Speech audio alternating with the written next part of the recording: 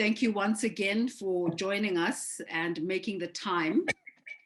Let's just start with the first question we want to ask you, and that it's clear that the current vaccine inequities that we're seeing are merely symptoms of a continent whose engagement with the rest of the world has for long been seen as a beggar than as a contributor.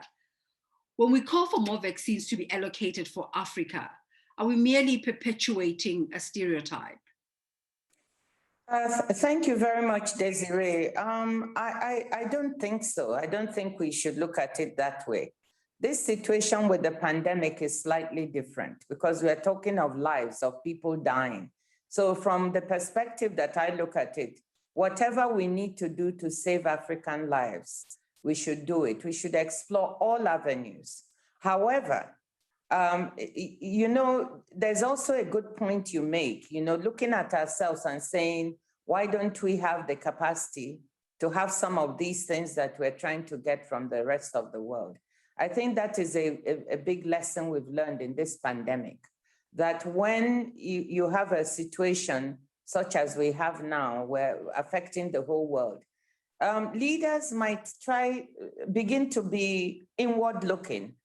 Politicians want to make sure that they're seen as taking care of their population. So even when they have those vaccines or supplies, they may not export them just because politically it's difficult. So that means that you also have to look inward and say to yourself, we mustn't be in this situation again. How do we make sure that if there's another pandemic, which there's bound to be, we're able to take care of ourselves? So for now, yes, look for vaccines wherever you can get them, but for the future, plan against an eventuality. So we are manufacturing our own. And that idea that there's a stereotype, we're always going begging, this time around, what is happening is global.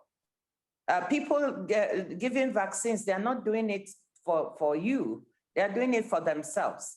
Because if you don't vaccinate everyone in the world, then the variants will come and it will come back to haunt those who are already vaccinated.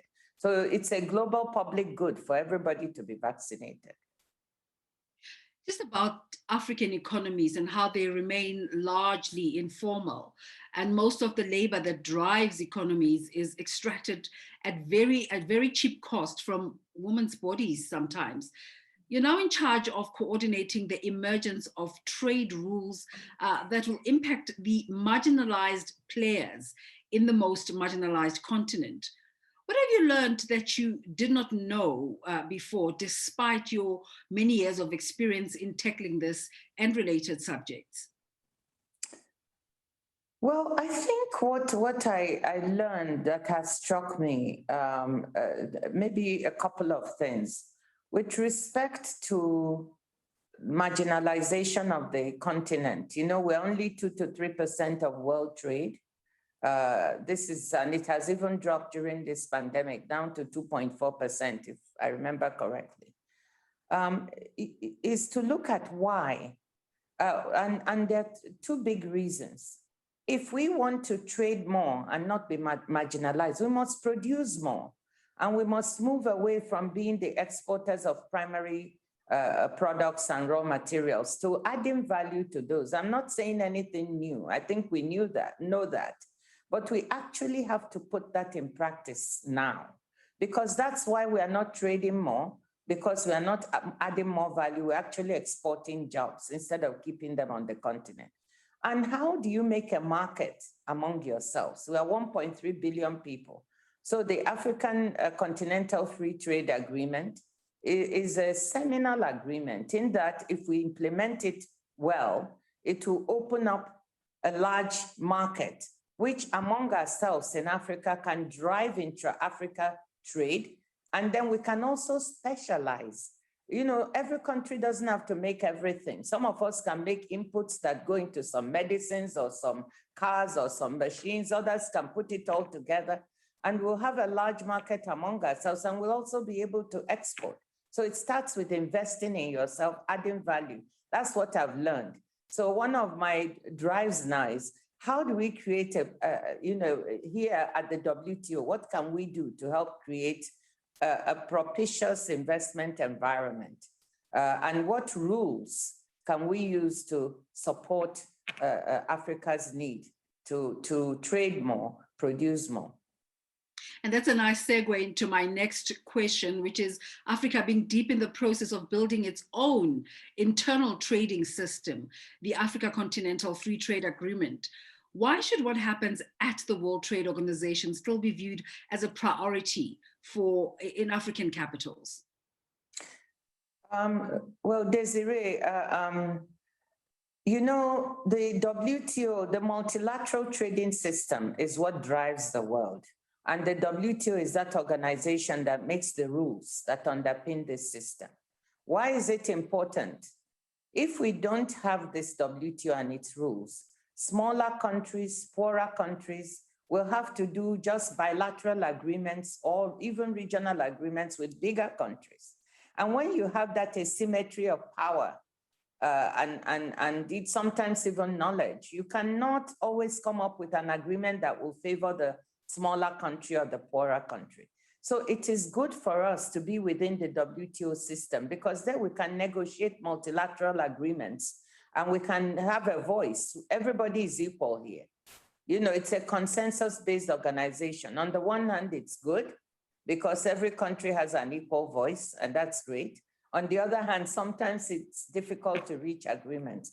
But I think that WTO matters for us because we can engage with others outside our continent on an equal basis. Now, within our continent, it's also good that the way that the African Continental Free Trade Agreement was crafted is based on a lot on those multilateral approaches and rules. So the WTO rules have played a role even in our own agreement. And I think that is good. It gives a basis for other continents to move forward. And finally, thank you so much for making the time to speak to us. But just in terms of Africa's aspirations by 2063, you've engaged with these questions before. We aspire to see the realization of the dream of our founding fathers and mothers, an integrated, prosperous, and peaceful Africa. What message do you have for African leaders and citizens as we celebrate Africa Integration Day in 2021? Well, the message I have and my own dream for the continent, I so love being African and being from the continent, is that we truly integrate.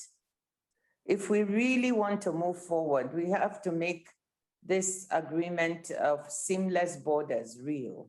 We have to allow the free flow of goods and people and services, a One Africa approach where we specialize in terms of what we produce so we can trade with each other, where we create jobs for young people, because 60% or more of our population are people 35 years and younger, and we have to pay attention to that.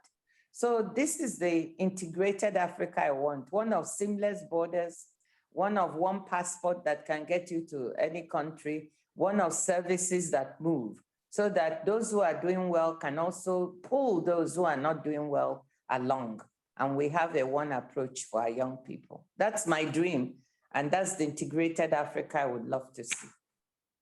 Thank you so much for making the time for us, Dr. Ngozi Okonjo-Iweala. Thank you so much for making the time. Thank you. Thank you. Bye-bye.